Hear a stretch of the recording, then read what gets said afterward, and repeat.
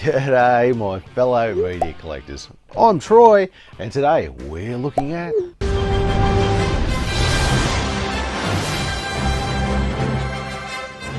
Superman 2 is a live-action superhero movie that was produced by Dovemead Ltd and International Film Production.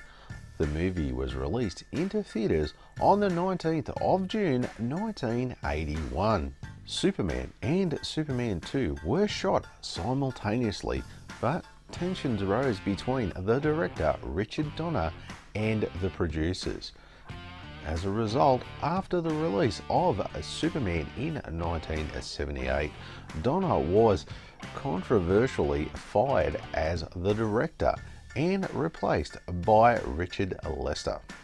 A director's cut of the film, restoring the original version of the film under Donner's supervision, was released on the 28th of November 2006. This movie has a runtime of 127 minutes. It was first released on 4K HD on the 6th of November 2018. And it was distributed by Warner Brothers Home Video. This movie follows Superman as he foils the plot of some terrorists that hijack the Eiffel Tower by hurtling their nuclear device into outer space. But the bomb's shockwaves free the Kryptonian villains General Zod and his henchmen Ursa and Non from their imprisonment in the Phantom Zone. The trio end up traveling to Earth to take over the planet. All the while this is happening, Superman decides to renounce his superpowers in order to live a normal life as his alter ego Clark Kent with his new love Lois Lane. Now with the world in jeopardy, Superman must regain his powers and stop General Zod from his dictatorship of Earth. The script for this movie was just as ambitious as the first one, and it is a great follow-up to Superman the movie. Now, the script for Superman 2, the writers really delve into some themes of power, responsibility, and love, while also delivering some thrilling action and some strong character moments. This script, however, is also a product of its chaotic behind-the-scenes changes with its directors, leading to some inconsistencies and some questionable creative choices throughout the movie.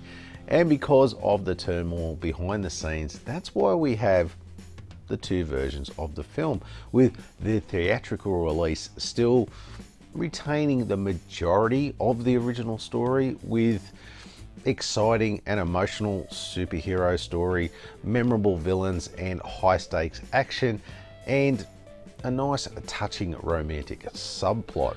However, the inconsistencies in his power usage, like the cellophane S that Superman throws, his ability to duplicate himself and teleport, and Lois forgetting Superman's identity via the magic kiss, just to name a couple, with a rushed resolution and some questionable creative choices, slightly really weakening the film's impact. Whereas if we look at Donner's cut with his original version, he presents a more cohesive and serious take on the film, delivering more emotional resonance and dramatically consistent story.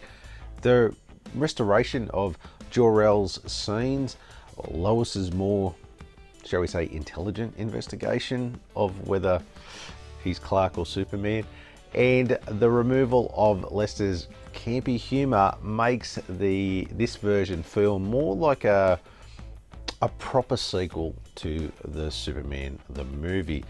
However, they reused the time reversing ending and some unfinished sequences, slightly holding this version back from being near perfect in my opinion, to tell you the truth, making the Donner cut the more outstanding of the two versions, that's for sure. Definitely the one to watch. So for that, I'm gonna give it a 27 out of 30. Now, this movie is based obviously off the comic books of the same name from DC Comics, and the film, as I've said before, closely follows Superman's golden and silver age of his origins from the comics, very closely, from the look through to a lot of the elements and the mythology that makes up the character, for sure.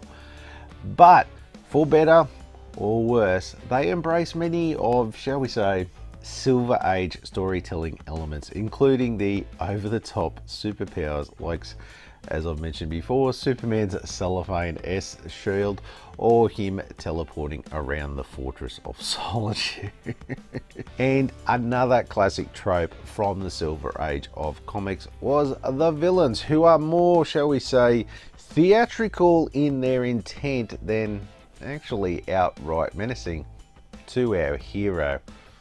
Now, the concept of General Zod, Ursa and Non originates from the comics, where Kryptonian criminals were exiled to the Phantom Zone and the prison dimension, with Zod first appearing in Adventure Comics 283 in 1961.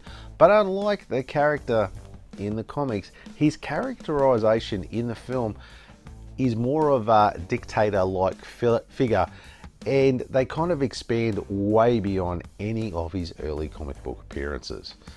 But as usual, the powers that be always love to take, shall we say, Hollywood liberties with the source material to create the usual bastardization version that we always seem to see on screen. It's not like in the comics. No. Now let's bring up the cast. And as you can see, we have everyone back for this movie. From the first one, which, well, let's face it, that wasn't too hard to do as they shot both movies back to back. So top marks for continuity, and yet everyone yet again did a great job in their respective roles. As before, like I said, I could go through all of them, but I'm just going to focus on our main characters for this review. And with no surprise, of course, we're going to start with, yes, Mr. Christopher Reeve as Clark Kent, aka Superman, who once again delivers a near perfect performance as both Superman and Clark Kent, with his ability to switch between the awkward, bumbling Clark and the confident, heroic Superman. It is just seamless, just as it was in the first one. He also brings in a real emotional weight to the character when he gives up his powers for Lois, adding even more depth to his character, making Reeves' Superman, as I've said before, the gold standard for many fans to this day. Margot Kidder as Lois Lane brings a charm, wit and determination to Lois, with her investigative side being more prominent this time around as she tries to figure out if Clark and Superman are the same person.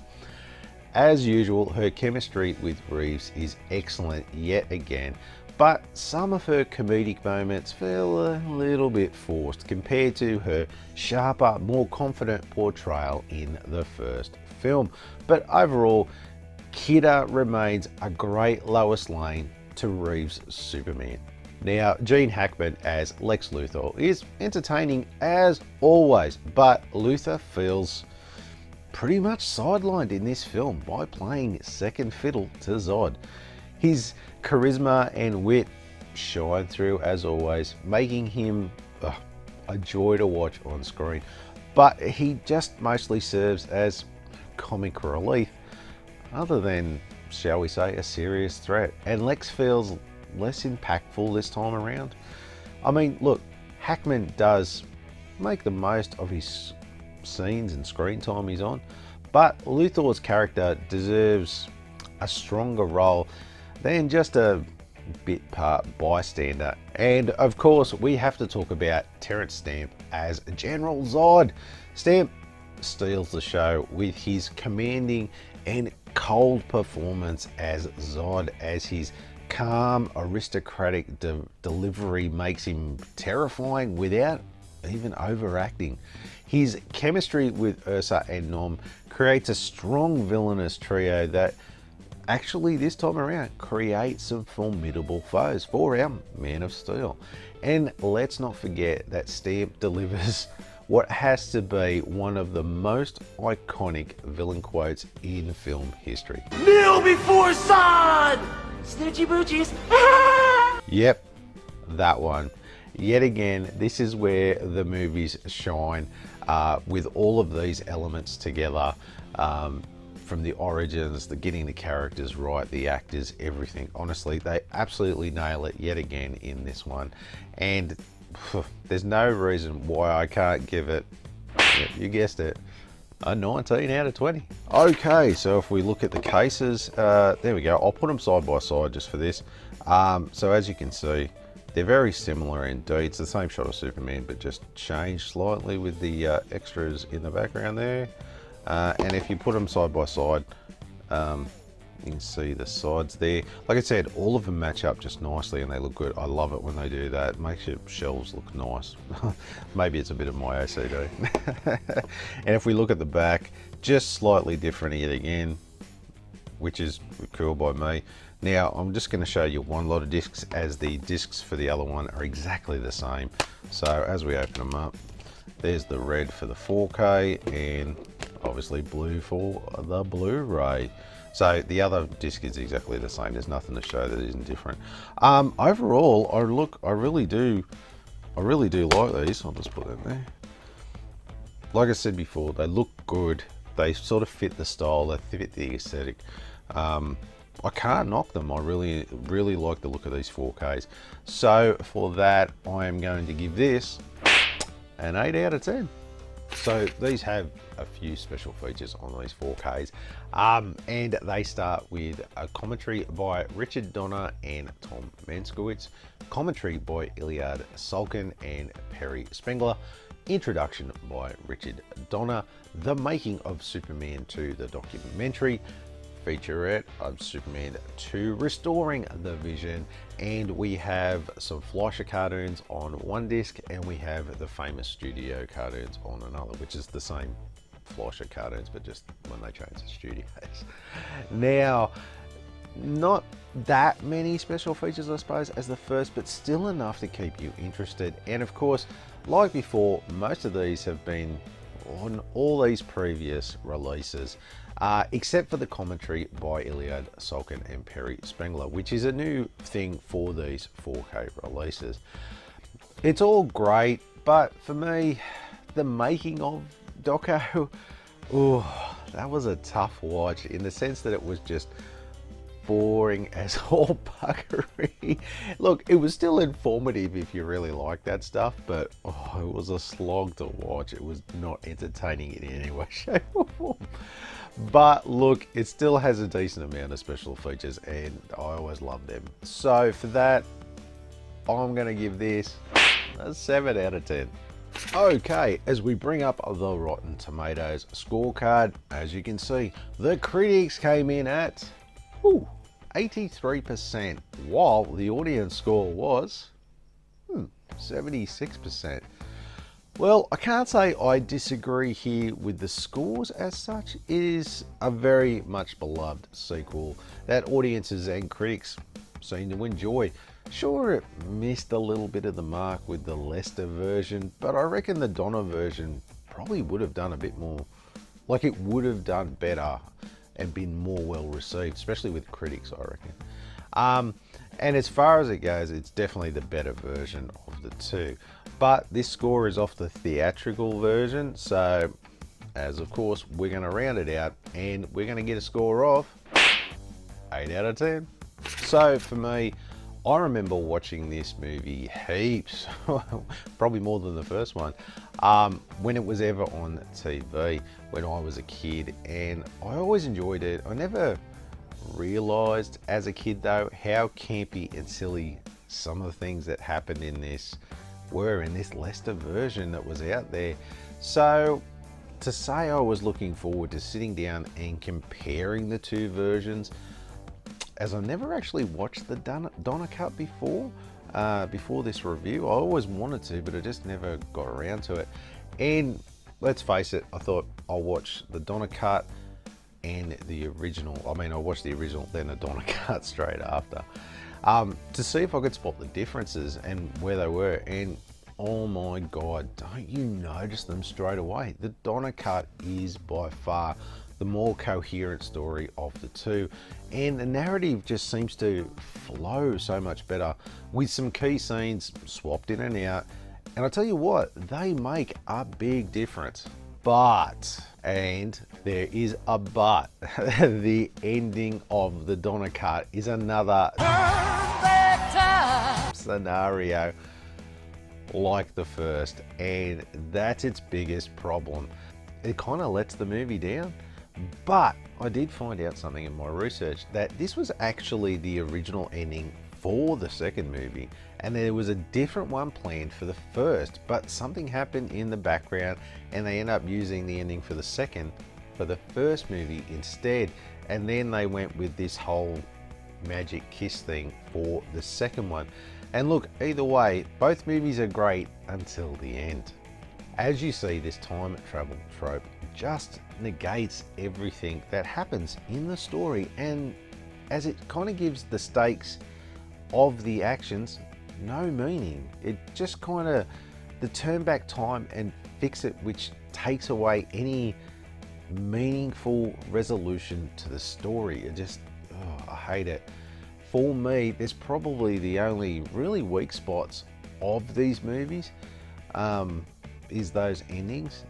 Well, I suppose that and Lex is very underutilized in both movies, but I can kind of give that a pass. But the time travel / magic kiss thing, nah, I can't give them a pass. That's a terrible ending. Look, the Donner cut is probably the more outstanding version of the movie, of the two movies, and that's probably the one I'm going to watch from now on. Definitely. Yeah, the theatrical one I just can't go at anymore after I've seen the Donner cut. So it's definitely, if you're going to watch one, definitely go with the Donner cut. And for me, I'm going to give this a 17 out of 20. So for availability, I'm definitely going to give this a 1, as you can find every version, every copy, every format, everywhere.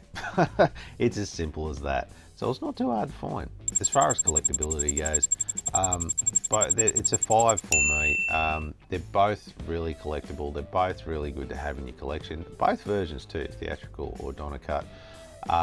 But yeah, definitely grab a hold of them and have them in your collection. Now, the average price you are looking at is somewhere between the $18 to $57 mark for the 4K release. So as usual, it always pays to shop around. Now, let's go to the scorecard and see how this one shapes up. Now, for the final score, we get a grand total of 86 out of 100. Another super score for another Superman movie. Oh, he did that last time. Yep. Superman 2 is a great follow-up to the first, and for my money, you have to go with the Donner cut, even if it has the same ending as the first. Let's wrap this up. I got the director's cut. Hey, so if you like this video and you want to see some more of my reviews, why don't you click that one there? Well, maybe you want to see some of my collection updates. Got you covered too. Why don't you click that one there? And of course, don't forget to do the most important thing. Throw me a like, and don't forget to hit that subscription button on the way out. Thanks again for watching, and I'll see you next time.